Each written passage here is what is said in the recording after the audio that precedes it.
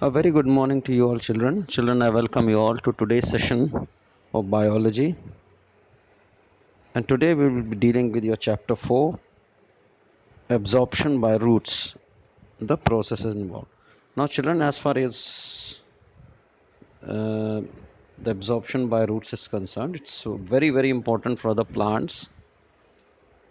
And for you all, the importance is that a lot of question in your exams come from this chapter. At least minimum 10 to 15 marks come from this chapter, right? That is the importance of this chapter. So please follow me very closely as I take you through this chapter, right? Now, what is plant physiology? It is the branch of biology which deals with the life functions of a plant, right? Always remember, physiology will be telling you about the functions. Physiology will tell you about the functions, and anatomy will be dealing with structure, right? It includes the functioning of cells, tissues, organ system, and the organism as the whole. This chapter deals with some of the most fundamental processes like osmosis, which have tremendous significance in the life of all organisms. Now, absorption by the roots. The roots fix the plant and the soil, giving it support. But the most important and life supporting function to the roots is to absorb. Not imagine a tree in your mind, right? The photosynthesis or the preparation of food is done by leaves, and leaves are at the top, at the upper part of the plant, right? Now we all know, for making of food, the plant needs water, and we give water to the plant at the place which is touching the ground, right? We put water, we don't throw the water on the leaves, rather we put it on the stem or the root. Now, how does this water which we pour on the ground where the plant is there reaches the leaf is a huge, chain of events which happen. And these chain of events we are going to study in this chapter. Not only it is water, but it is the minerals also which are added to the soil. We add everything to the soil and it reaches the leaf, right? What is the mechanism involved? And that is what we will be studying, right? Now, need of water and minerals for the plant. The water is needed for photosynthesis, right? For manufacture of food. Then transpiration, in which plant loses the excess water which it holds, right? And this process is essential for the cooling of plant, right? And for production of the suction force, right? Now, third is transportation. Then water acts as a solvent for various substance which get mixed into the water and form a solution, and this solution moves from the root to various parts of the plant. And mechanical stiffness, right? Water provides turgidity, fully distended condition, which is necessary for the stiffness of plant tissues.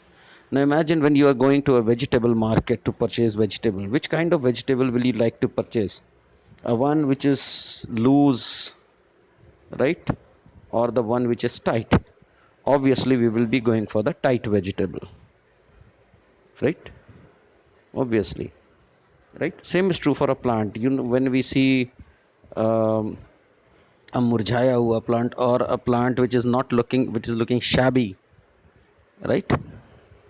What we tend to do, we quickly go bring some water and pour it, because we know that due to the lack of water, due to the reduction in water content, the plant's condition has become like that. That is called mechanical stiffness.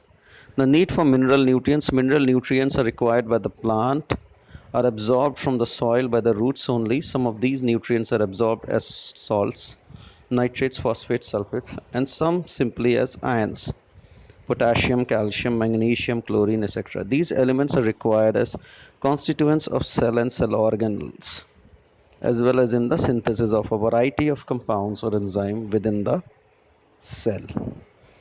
Characteristics of root. For absorbing water. Now if root is able to do this, then there must be something in it which helps it in absorbing the water.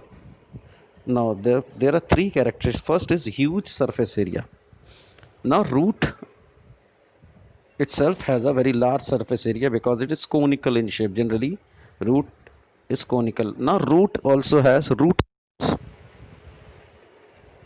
right? It has rootlets. Also many things are there. It also has root hairs which contain solution cell sap at a concentration higher than the surrounding soil water, and root hairs have thin walls. These root hairs also increase the surface area of the root. So altogether there is a large surface area.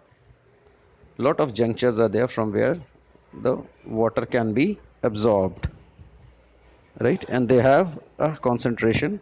The sap is having the concentration which is higher than the surrounding soil water. Now see this diagram here. You can see that the surface area of the root is enormous. See the root as well as the root hairs.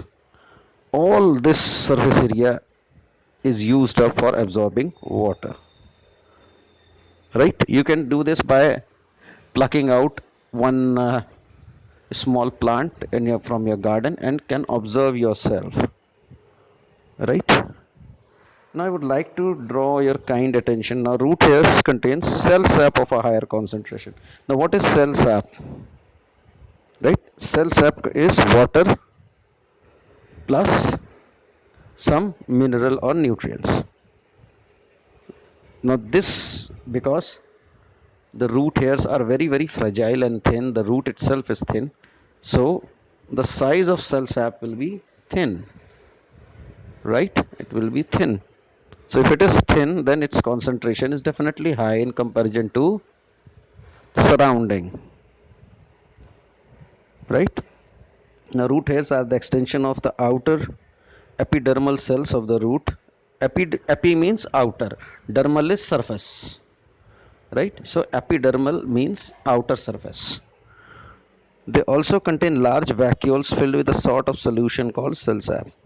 Some salts are dissolved in it, the cell sap, therefore usually has a concentration higher than the surrounding water. This characteristic is important to draw in the outside water, right?